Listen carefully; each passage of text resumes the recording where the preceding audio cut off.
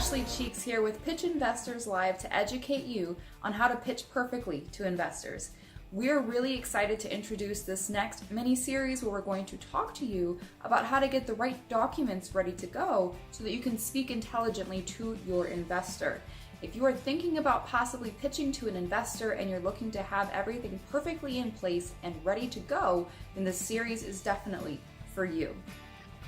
The reason why this series is going to be so important is because everything about your pitch is fundamentally hinged on what you've prepared in the background. So if you don't have a proper set of documents that is backing up your pitch, then you're going to have a lackluster pitch, and worse, if you get past the pitching phase, you're not going to have any proper material ready to go to show to that investor to close your deal appropriately. So let's talk about what is coming up in this series so you can see which parts of it are going to be most helpful for you. The first part of the series is going to talk to you about the business plan as the anchor document in preparing everything for your investor. Now, I am a professional business plan consultant, and I'm going to be sharing with you all of the tips, shortcuts, tricks, and rules of thumb that will help you master your business plan in a way that really impresses investors with delivery and with content. So make sure you tune into that. The reason why the business plan is so important is because it's actually a balance of benefit to you and benefit to your investor. It helps you map out the right business strategy for your own vision, and of course, it helps sell the investor on what that vision and strategy looks like so they can better digest it, understand it, and get on board with funding it.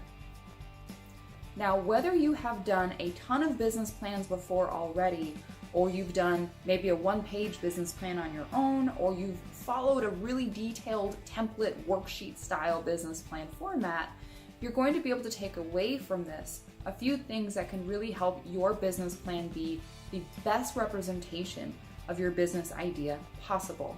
Business plans are usually done completely wrong, especially by first timers, so we're going to talk about how to avoid the common pitfalls that come along with developing a business plan that is meant to impress investors. An investor-grade business plan is not the same type of business plan as you would present to a bank for a loan or just for your own strategy purposes, documenting for internal reasons. So we're going to talk about the nuances to an investor-grade business plan, and that's going to lead this video series. Some of the things you can expect to learn during that first part in the series is how long your business plan should be, where to find some awesome templates, and then of course some content information about how to make sure everything really pops when you show your business plan to investors. The second part of this series is going to go over the financials and the forecasting that comes along with your business plan. The numbers side of things gets its own platform in all of this because the numbers drive decisions. Investors will look at your business plan financials for information on where this business is going, indicators that it's got profitability baked in, and other things that will help them make their decision on whether or not to invest in you. So it's important to get this done correctly. If you overdo it or you underdo it with your financials, you risk losing your investors' interest. If you show them something that doesn't make sense and that is way too grandiose, or if you underplay the potential for your business, you might show your investor that you're not the right opportunity for them to get excited about, and we don't want that happening. So we're going to talk in detail about what your projections should include and look like. Your business plan financials are the absolute core of what your valuation and equity offering will be for your investor. This means that you can't develop a proper pitch if you don't have financials developed first. So before you ever thinking about how much equity to offer your investor or what valuation to put on your business, you need to make sure that you've mapped it out on paper and that you've put it into your forecasts and modeled it so that it actually walks you to the right equity and valuation amount for your business, so that your investor can understand what the revenue potential looks like, what the profit margins are showing, and where there might be room for improvement in strategy with everything from marketing to setup costs to anything else that is involved in the cost and revenue structure of your financial statements. You need to know that investors see your financial projections as kind of a crystal ball. This is their opportunity to take a peek into what the potential is for your business and how their money might grow alongside the growth of your company. So if you don't have financial projections developed, you really can't go pitch your business to an investor yet. Getting your financials developed is something that's going to help you understand your own strategy a little bit clearer as well, so that you can estimate forward how it looks to have a growing, thriving business. This second video in the series is going to go through the most critical pitfalls that happen with first-timers building their own forecasts. So we're going to talk through things that make sense for you to apply to your business so that you don't make those same mistakes.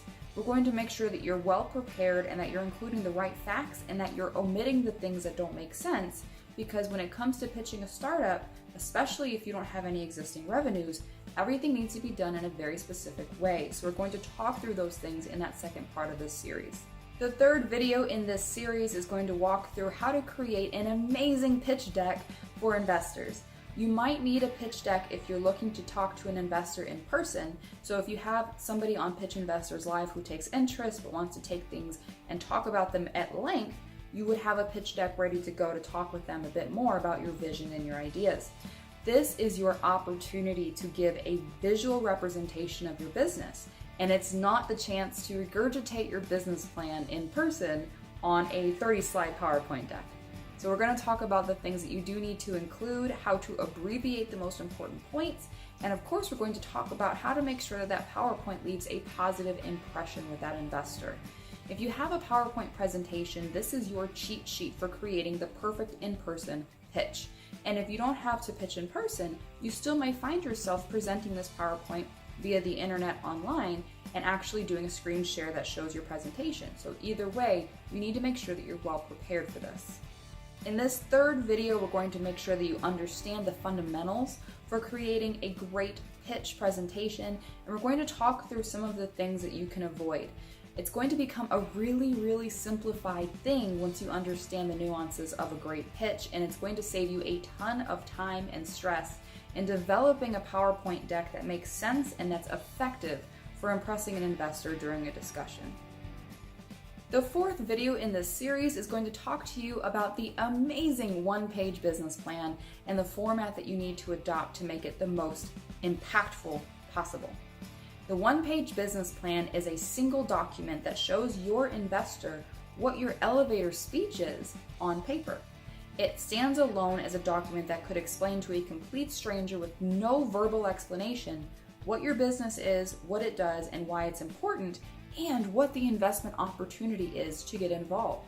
This one-page business plan is the absolute heart and soul for first-time interactions with most investors.